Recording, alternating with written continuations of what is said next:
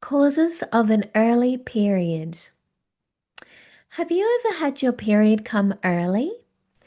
And it was an unwelcome surprise, particularly if you are constantly tracking your cycle and you know when to expect your period, or perhaps you've noticed that you're getting your period a little more frequently than you would like. And you're wondering why this actually happened. So let's talk about the causes of getting an early period today. Hello, and thank you so much for joining me. My name is Michelle Cooke, period and hormone naturopath, natural fertility educator or menstrual cycle chart educator, and emotion release technique practitioner. I help women struggling with their menstrual cycles have easy, pain-free periods, balanced hormones, and emotional well-being. I am the founder and director of Reproductive Wellness. I see patients both online and face to face. So if you have any questions or comments as we go through, be sure to pop them in the box down below.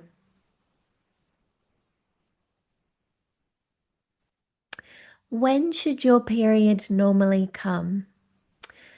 Your period normally arrives after the main event. So I call the main event ovulation.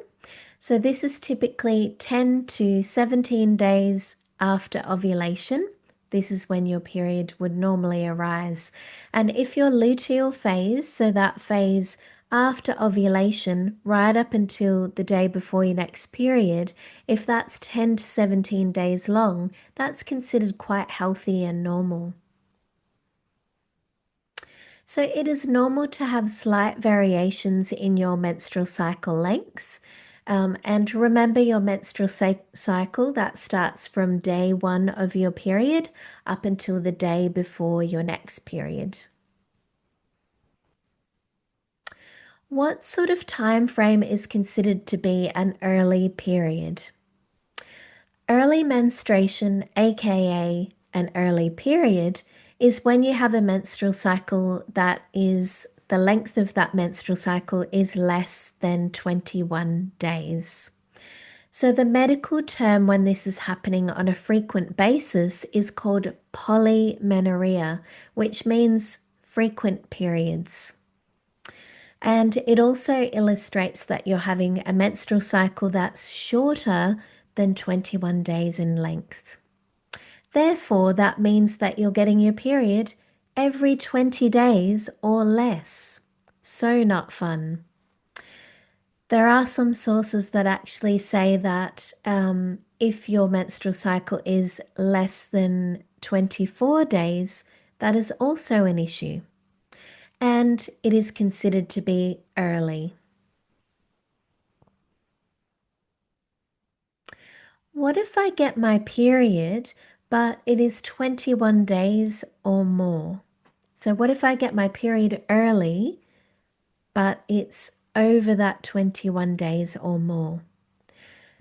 There are some things that will throw out your menstrual cycle quite easily sometimes, and it will arise in a surprise period, but generally speaking, they're not things that are too concerning. As long as there isn't like a huge variation in your menstrual cycle length and you're not getting your periods, consistently early, then it's usually not too much of a concern. So it is more when the shorter cycles are more frequent, and particularly when they're less than 21 days, that seems to be more of a red flag in terms of having that early period. So there are some situations that will cause this. So things like stress, being sick, weight loss, weight gain, and over-exercising. Reasons for an early period. So lack of ovulation or ovulation occurring too early. So typically ovulation, as I said, it's considered to be the main event of your menstrual cycle. So then if there is any variation on when your period arrives, we need to backtrack and look at when did What happened with ovulation? We need to reflect on ovulation. Did it happen that month? Maybe there was lack of ovulation. If it didn't, that's known as an ovulation. Or did it happen earlier than usual? Or earlier than it would typically come about for you? And this is confirmed when you actually chart your cycle. So, particularly by the temperature method, when we're using that, we can really see and confirm retrospectively that ovulation did in fact take place. But I always recommend when you chart your menstrual cycle that you always do the temperature method combined with the cervical mucus method as well. Short follicular phase. So the follicular phase, that starts from day 1. So day 1 is the first day of your period up until ovulation. Okay, so it's the other side of ovulation, whereas the luteal phase starts after ovulation. So we're talking about right at the start of the menstrual cycle, what's going on there. So this means that the egg will not be fully mature for ovulation, will it? Because if the follicular phase is too short, then those follicles don't have that time to grow and mature and develop properly. Stress. So stress is a really big one. So stress puts your safety and your survival first. So pregnenolone is a hormone that is used to make progesterone, and it's also used to make cortisol, which helps us to adapt to stress. But if you're under stress, the body thinks that it is a matter of life and death. And that's, the stress might not even be to that degree, but your body doesn't know any different between a small stress and a huge stress. So the priority then is for you to be making cortisol so you can adapt to that stress and go through that fight or flight response. So, run away, freeze, and have that strength to sort of deal with whatever situation might be thrown your way. And that will mean that the production of progesterone will take a back seat because it's not important at this point in time. Keeping you alive is of high importance. So stress can actually delay or stop ovulation. Perimenopause, this is another reason. So during this time, it can be quite a rocky ride, and we need to remember that perimenopause is the prequel to menopause. So it's kind of that stage beforehand. And in the earlier phases of perimenopause, this is when estrogen is really dialed up. So there's a big sort of hormone imbalance situation that's going on there. And then as we get closer to actual menopause, that's when the estrogen levels will start to drop. Polycystic ovarian syndrome, or otherwise known as PCOS. So with PCOS, there can be two different extremities here or extremes that are happening. So it might be that you have a combination of both of these things, or you might have one or the other. So you can get your period too frequently, or you can have really long menstrual cycles and not see your period around much. Luteal phase defects or short luteal phase. So remember, the luteal phase starts after ovulation and stops the day before your next period. So then you would be surprised with an early period, wouldn't you? Because your luteal phase is shortened, so of course that means the period is going to come earlier than expected here. Hormonal imbalance. So examples of that is imbalances of estrogen versus progesterone. You might have hyperprolactinemia, which is a high level of prolactin, which will delay or stop ovulation from occurring. Thyroid conditions. So regardless of whether you've got hypothyroidism, which is an underactive thyroid, or whether you've got hyperthyroidism, which is an overactive thyroid, this can cause irregularities in the menstrual cycle length and also sort of issues with your periods as well. Adrenal issues. So your adrenal glands are cute little kidney-sized glands that sit on top of your kidneys. And so different sort of issues that might take place might be Cushing's syndrome or hyperandrogenism, where you're producing too much androgens from your adrenal glands.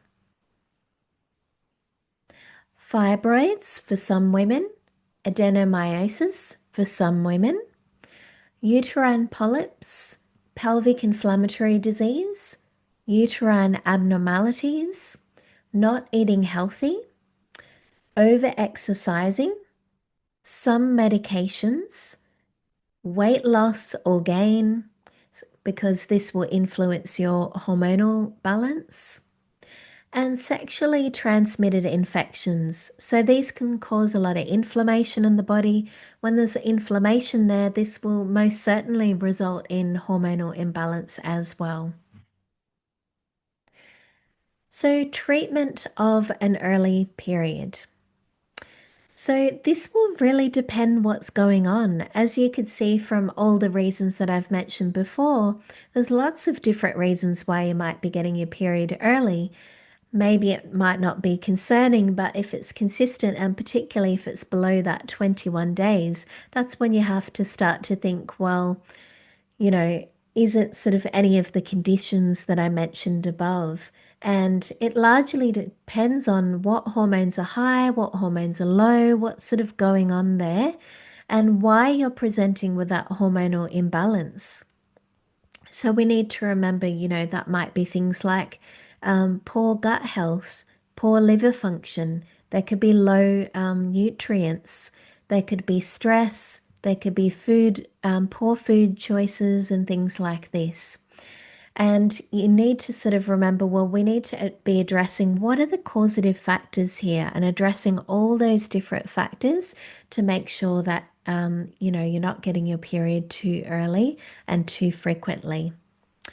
And remember, just a really important point to remember, hormonal imbalance is the end game. Okay?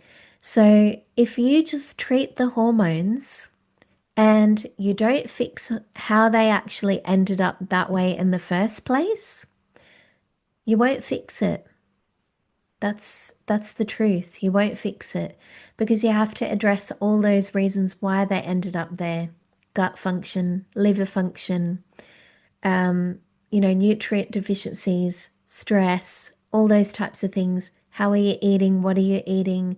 What, other things at home like toxic products that you're using on your skin, on your body, all those types of things will influence your hormone balance.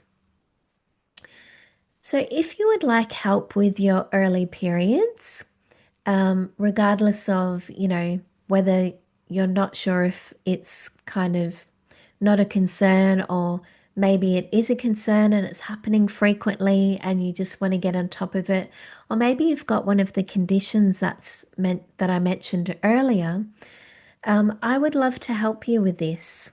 So remember, technically, if it's consistently happening, it's known as polymenorrhea. So we need to get to the bottom of why is this actually happening.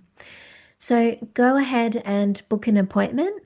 If you're watching on my website blog, there is a button down below for you to book an appointment. If you're watching on my YouTube channel, there is a link in the description below, so you're able to book an appointment that way.